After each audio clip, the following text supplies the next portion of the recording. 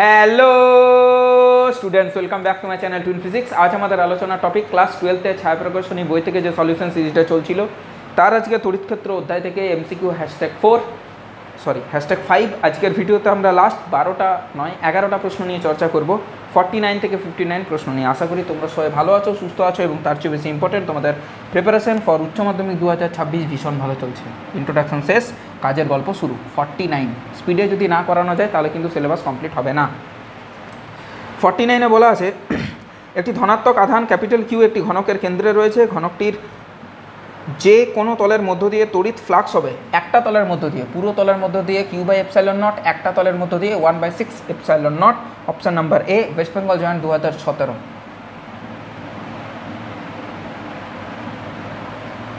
50 ই আধান বিশিষ্ট 8টি তড়িৎ দ্বিমেরু একটি ঘনকের কেন্দ্রে অবস্থিত হোক।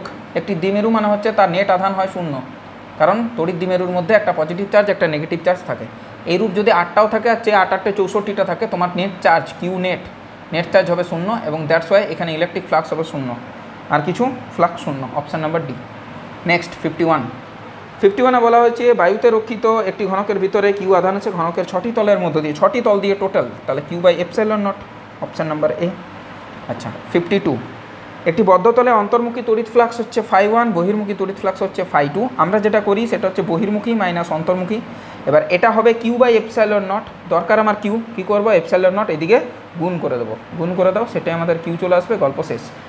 বহির্মুখী মাইনাস অন্তর্মুখী গুণিত ε0। AIEEE 2003 এবং অপশান এখানে ম্যাচ করে গেল বি। পরিষ্কার হয়েছে? 2003।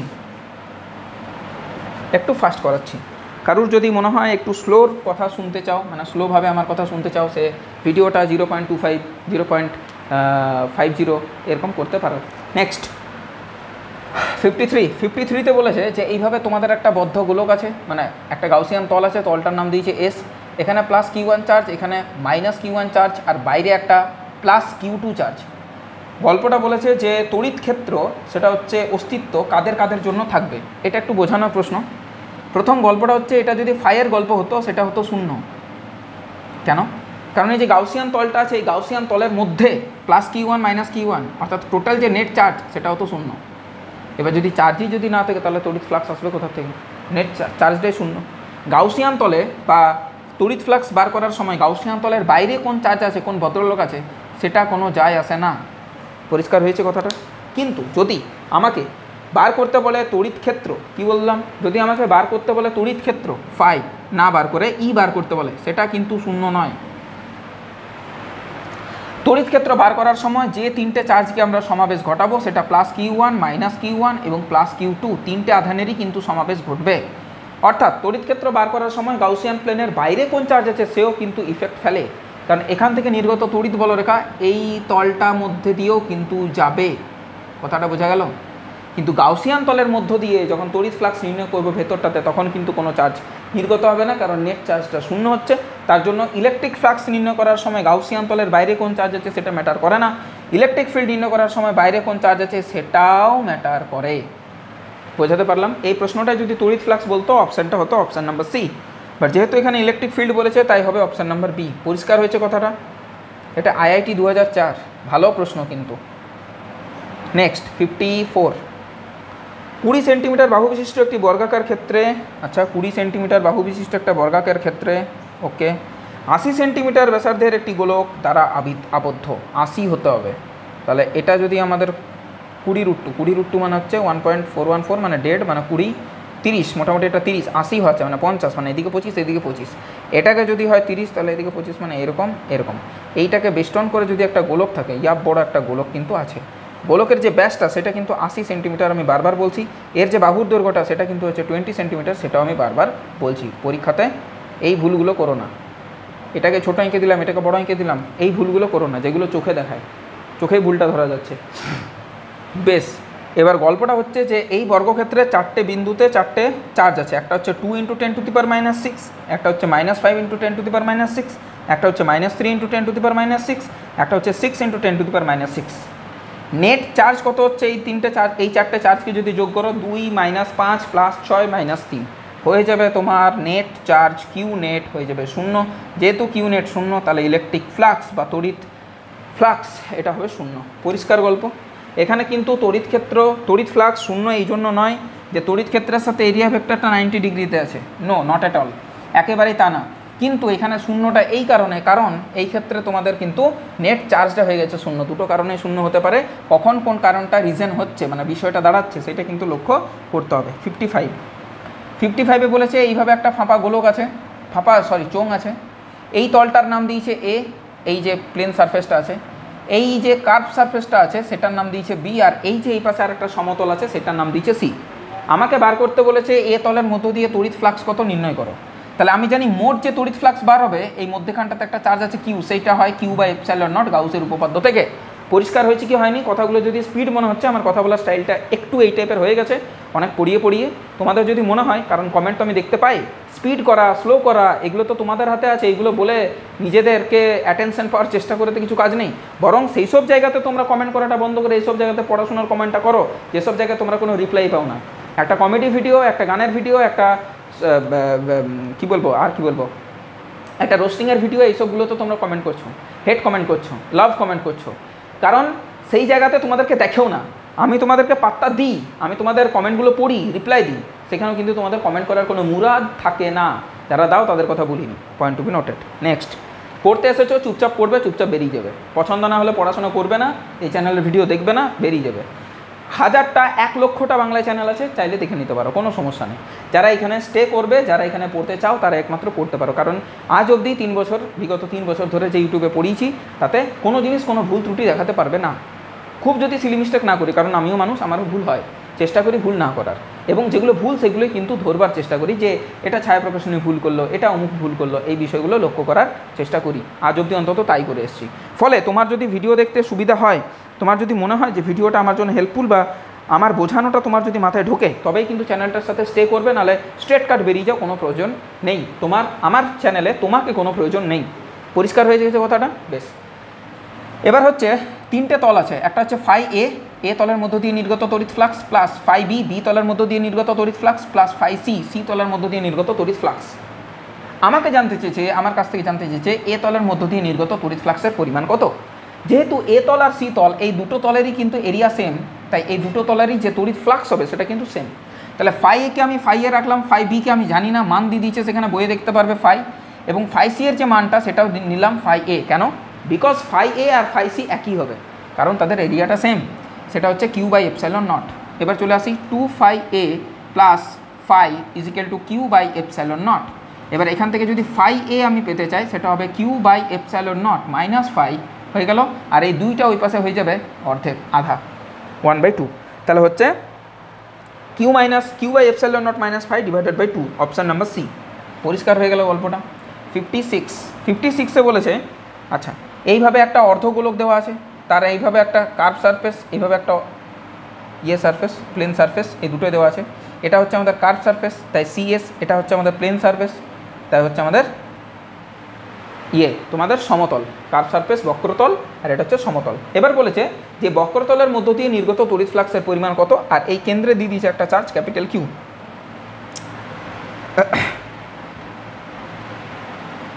না, তড়িৎ ক্ষেত্রের মানটা দিয়েছে ওপর দিকে, কোনো চার্জ ফার্জ দিয়ে দেয়নি, তড়িৎ ক্ষেত্রের মানটা দিয়েছে ওপর দিকে, ঠিক আছে? চার্জ আছে কোনোখানে একটা, জানার দরকার নেই আমার। এবার কালারটা একটু চেঞ্জ করি, বুঝতে সুবিধা হবে। এবার যদি আমি এখন বলি যে কার্ভ সারফেসের মধ্য দিয়ে অতিক্রান্ত তড়িৎ flux phi CS plus plane সারফেসের মধ্য দিয়ে অতিক্রান্ত তড়িৎ ফ্লাক্স, এটা সমান হবে ই না, বা একটা জিনিস করতে পারো, সেটা হচ্ছে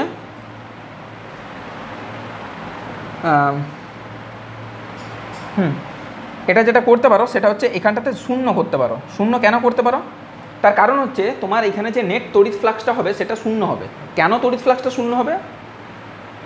ding D D ding ding D D ding ding D D ding. কেন তড়িৎ ফ্লাক্সটা শূন্য হবে? আচ্ছা, ভাষাটা একটু পড়ি।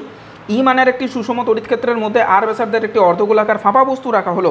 তড়িৎ ক্ষেত্রের অভিমুখ বস্তুটির ভূমির অভিলম্বে হলে, আচ্ছা অভিলম্ব হলে মানে এটার সাথে লম্বভাবে আছে, আচ্ছা থাক, হলে বস্তুটির বক্রতলের সঙ্গে জড়িত তড়িৎ ফ্লাক্সের মান কত? এখানে প্লেন সারফেসটা অনায়াসেই বার করে দিয়েছে, ফাইটাকে করে দিয়েছে শূন্য। আমার আলোচ্য বিষয় তো সেখানে ফাইটা, নেট ফাইটা শূন্য কেন হলো? আচ্ছা, নেট তড়িৎ ফ্লাক্স শূন্য কখন হয়? হ্যাঁ, এবার বুঝলাম। দেখো কেন এটা শূন্য করেছে, কারণ এই যে এটা তো একটা বাটির মতো বিষয়, এটা একটা এই টাইপের বিষয়, বাটির মতো বিষয়। তাহলে এই বাটির মতো বিষয়ে এর সাথে লম্বভাবে আছে উল্টো দিকে, ডেটেটিং এইভাবে আছে। ছবিটাকে জাস্ট উল্টো করে নিলাম, তাহলে বুঝতে পারবে। তাহলে ডেফিনেটলি তোমার যে ইলেকট্রিক ফিল্ডটা আছে সেখানে এইখানে তড়িৎ ফ্লাক্সটা কী হচ্ছে, ঢুকছে, এখানে ঢুকছে, আবার এইখানটা দিয়ে বেরিয়েও যাচ্ছে, এখানটা দিয়ে বেরিয়েও যাচ্ছে। তাহলে তোমাদের যে নেট তড়িৎ ফ্লাক্সটা হবে সেটা কিন্তু শূন্য হবে, লব্ধি যে তড়িৎ ফ্লাক্সটা হবে সেটা হবে শূন্য। বোঝা গেল? এবার কার্ভ সারফেসের মধ্য দিয়ে নির্ণয় করতে বলেছে সেটা জানি না, প্লাস প্লেন সারফেসের মধ্য দিয়ে যদি আমি নির্ণয় করি তাহলে আমরা দেখতে পাবো যে ইলেকট্রিক ফিল্ডের মান গুণিত এরিয়া, ইলেকট্রিক ফিল্ডের মান গুণিত এরিয়া, এরিয়াটা কত, পাই আর স্কোয়ার, প্লেন সারফেসের এরিয়াটা কত, পাই আর স্কোয়ার, পাই স্মল আর স্কোয়ার। এইটা আগেটা একটা মাইনাস হবে, কেন আগেটা একটা মাইনাস হবে, বিকজ এরিয়া ভেক্টরটার ডিরেকশন হবে এই ক্ষেত্রে বাইরের দিকে, এই দিকে হবে এরিয়া ভেক্টরটা, এ ভেক্টরের ডিরেকশন হবে নিচের দিকে, ডাউনওয়ার্ড। সেখানে ইলেকট্রিক ফিল্ডের ডিরেকশন আছে ওপর দিকে, আপওয়ার্ড। একে অপরের সাথে 180 ডিগ্রি হয়, কস 180 ডিগ্রির মান হয় -1, তার জন্য এখানে কিন্তু একটা নেগেটিভ সাইন চলে আসবে। ইলেকট্রিক ফিল্ড এবং এরিয়া ভেক্টরের মধ্যবর্তী কোণ যদি 180 ডিগ্রি হয় সেই ক্ষেত্রে তোমাদের কিন্তু -EDS হয়, +EDS হয় না। আমার কথাটা বোঝা গেল কি গেল না, মাথায় ঢুকলো কি ঢুকলো না? এবার হচ্ছে ফাই সিএস হবে -E পাই আর স্কোয়ারটা ওই পাশে গেলে +E পাই আর স্কোয়ার, এটা হবে তোমাদের কার্ভ সারফেসের মধ্য দিয়ে অতিক্রান্ত তড়িৎ ফ্লাক্স। এটার উত্তরটা হচ্ছে অপশান নাম্বার ডি। পরিষ্কার হয়েছে, কোনো সমস্যা নেই। 57 নেক্সট দেখো, এখানে বলেছে একটা ঘনকের কোথায় আছে চার্জটা, একটা ঘনকের কিন্তু শীর্ষবিন্দুতে আছে। শীর্ষবিন্দুতে পার্টিশন বা ডিস্ট্রিবিউশন যাই বলো, এইখানে যদি কোনো একটা চার্জ থাকে সে 8টা তলের সাথে শেয়ার করে থাকে। এর বাঁ পাশে একটা, ডান পাশে একটা, এর পিছনে একটা, এর পিছন দিকে এই পাশে একটা। কথাটা আমার বোঝা গেল? 1 2 3 4 ওপরে 4টে, 8টা। তাহলে এই চার্জটা বার করবে Q/ε0, এই একটা ঘনক পাবে 1/8ε0, মানে Q/ε0-এর 1/8 অংশ। বোঝাতে পারলাম? 57 ক্লিয়ার হলো। 57-এরটা হচ্ছে তোমাদের 2012 AIPMT prelims, all India pre medical টেস্টের প্রিলিমস এসছে, প্রিলিমসে 2008-এ নাকি 2008-এ, তো হ্যাঁ 2012-তে, অপশান নাম্বার বি 2012-তে। ভালো প্রশ্ন এবং কনসেপচুয়াল প্রশ্ন। 58-এ বলেছে শূন্যস্থানে এ দৈর্ঘ্যের ব্যাসার্ধ বিশিষ্ট একটি কাল্পনিক ঘনকের পৃষ্ঠতল দ্বারা আবদ্ধ অঞ্চল কল্পনা করা হলো। চিত্রানুযায়ী ওই ঘনকের কেন্দ্র ওতে +Q আধান রাখা হয়েছে। ঘনকের বাইরে P এমন একটি বিন্দু যে OP রেখা ঘনকের ABCD পৃষ্ঠকে R বিন্দুতে ছেদ করে। OR আর RP এই দুটো হচ্ছে a/2। P বিন্দুতেও একটি +Q আধান রাখা আছে। ঘনকের ABCD পৃষ্ঠ ছাড়া অন্য 5টি পৃষ্ঠ থেকে নির্গত মোট তড়িৎ ফ্লাক্সের পরিমাণ কত? বেশ, তো ওই যে মাঝেরটা বলে দিয়েছে, ওইটা ছাড়া যদি নাও বলতো তাও আমাদের কোনো প্রবলেম হতো না, কারণ ওই যে মাঝের যে তলটা আছে সেই তলটা দিয়ে এমনি কোনো তড়িৎ ফ্লাক্স নির্গত হবে না। আমার কথাটা পরিষ্কার হলো? না স্যার, অবভিয়াসলি না হবারই কথা।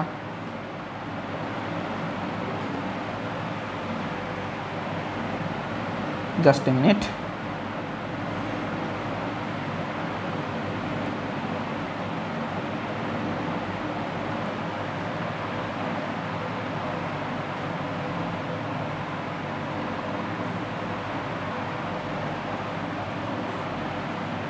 এবার ঠিক আছে, দুটো এইভাবে আলাদা আলাদা রাখা আছে। তার এইখানটাতে একটা চার্জ আছে Q +Q, এইখানটা একটা চার্জ আছে +Q।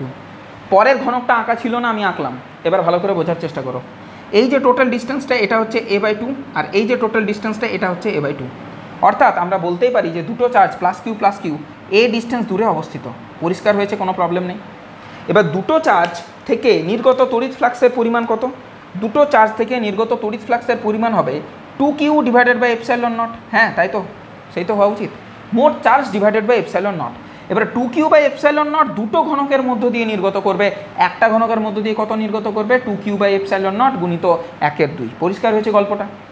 এবার গল্পটা দাঁড়াচ্ছে যে এটার মান চলে আসছে Q/ε0। Yes, of course it is. তাহলে একটা ঘনকের মধ্য দিয়ে অতিক্রান্ত তড়িৎ ফ্লাক্সের পরিমাণ কত হবে? φ = Q/ε0।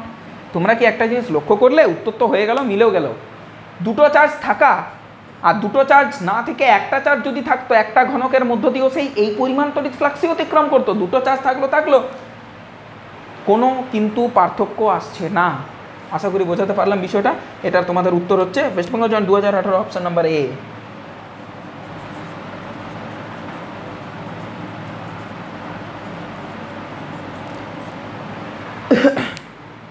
59 আর আজকে শেষ প্রশ্ন।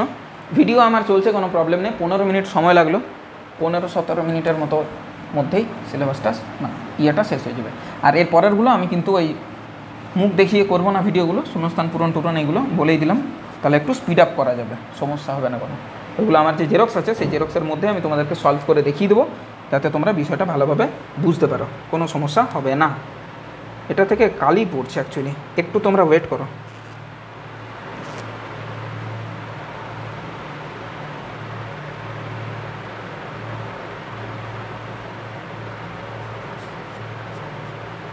ঠিক আছে, একটু জাস্ট এ মিনিট। মোছাটাও দেখিয়ে দিই, নাহলে তোমাদের তো আবার স্যার সাইডে গিয়ে কী করছে। মহা মুশকিল, যে রাজ্যে বসবাস করছি না, যেখানে প্রশ্ন করবার সেইখানে ছাত্র সমাজ চুপ থাকে, আর যেখানে প্রশ্ন করার নয়, যেটা প্রশ্ন করাটা লজ্জার বিষয় বা এটা করতে নেই স্যারদের, সেইখানে এখনকার ছেলেমেয়েরা প্রশ্ন করে। যাই হোক, বাদ দাও, সমাজ যেখানে চলছে সেইভাবে আমাদেরকে চলতে হবে, সমাজের একটা মূল ধারার সাথে আমাদেরকে চলতে হবে। 59 কি বলছে গল্পটা? কোনো একটি অঞ্চলে তড়িৎ ক্ষেত্র হলো ব্যাসার্ধ বরাবর বহির্মুখী।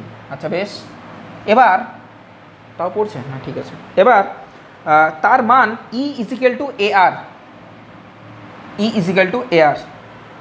এই ব্যাসার্ধের একটি গোলকের কেন্দ্র যদি তড়িৎ ক্ষেত্রের মূল বিন্দুতে থাকে, এর যে কেন্দ্র সেটা নাকি তড়িৎ ক্ষেত্রের মূল বিন্দু, তাহলে এই যে তড়িৎ ক্ষেত্র আছে তার এটা মূল বিন্দু 0,0। বেশ, তাও ঠিক আছে। তড়িৎ ক্ষেত্রের মূল বিন্দুতে থাকে, তবে ওই গোলকটির ভেতরে আধানের পরিমাণ কত হবে? জিনিসটা একটু ভালো করে বোঝার চেষ্টা করবে দয়া করে। প্রথম কথায়, একটা গোলকের কেন্দ্রে ইলেকট্রিক ফিল্ডের মান হয় 0, এবং শুধু এখানেই 0 না, তুমি যত যাবে আপ টু পরিধি অবধি কিন্তু এর যে মান, সেই মানটা কিন্তু হবে ইলেকট্রিক ফিল্ডের মান 0, এত দূর অবধি। পরিধির পর থেকে ইলেকট্রিক ফিল্ডের মান কিন্তু বাড়ে মানে এখানে সর্বোচ্চ হয়, এখানটাতে ইলেকট্রিক ফিল্ডের মান হয় capital Q divided by capital R তার স্কোয়ার, যেখানে আর হচ্ছে ওর ব্যাসার্ধ। এই ক্ষেত্রে যে ব্যাসার্ধটা দিয়েছে, এই আরটা হচ্ছে যাতা একটা ডিস্টেন্স, যে কোনো একটা দূরত্ব, বাট ওটাই ব্যাসার্ধ কখন হবে? যখন ওটা স্মলে হয়ে যাবে। তাহলে এই বিন্দুতে গিয়ে পরে, পরিধিস্থ কোনো বিন্দুতে গিয়ে পর, ভালো করে বোঝো ব্যাপারটা, পরিধিস্থ বিন্দুতে ইলেকট্রিক ফিল্ডের মান যেটা হয় সেটা হয় কে মানে হচ্ছে 1/4πε0 গুণিত চার্জ ডিভাইডেড বাই ব্যাসার্ধ তার স্কোয়ার। এর ব্যাসার্ধ হচ্ছে ছোট হাতের তার স্কোয়ার। এই হচ্ছে গল্প, এটা আমরা জানি, বুঝি, এটা হচ্ছে ওর মান হবে। বাট এই ক্ষেত্রে সেই মানটা আমাদের দিয়ে দিচ্ছে এ গুণিত স্মল আর না লিখে এ লিখবো, কারণ ব্যাসার্ধটা তো এ। এইটা হচ্ছে ব্যাপার, 1/4πε0 q divided by a square. এখান থেকে কিউর মান বার করে নাও, 4πε0 ক্যাপিটাল এ ছোট হাতের এ তার কিউব। এটা অপশান নাম্বার সি এর সাথে ম্যাচ করে গেল। আর এটাও AIPMT all India pre medical test 2015-তে এসছে, প্রিলিমস না মেন্স সেটা লেখেনি। এখানে আমাদের তড়িৎ ক্ষেত্রের 59টা MCQ কমপ্লিট হলো। বিভিন্ন ধরনের টপিক, বিভিন্ন ধরনের অ্যাপ্রোচ এখানে চর্চা করেছি। এর পরের video fill in the blanks আমরা চর্চা করব, যেখানে মাত্র 6টা প্রশ্ন আছে এবং তারপর পর চলতে থাকবে। কলাম ম্যাচিং আছে 3টে, রিঅ্যারেঞ্জমেন্ট অফ সেন্টেন্সেস আছে 4টে, এই টাইপের কিন্তু আছে। Thanks for watching the video. দেখা হচ্ছে নেক্সট ভিডিওতে ফিল ইন দ্য ব্ল্যাঙ্কস নিয়ে। টিল দেন পড়াশোনা করতে থাকো, ভালো থাকো, সুস্থ থাকো, টেক কেয়ার, বাই।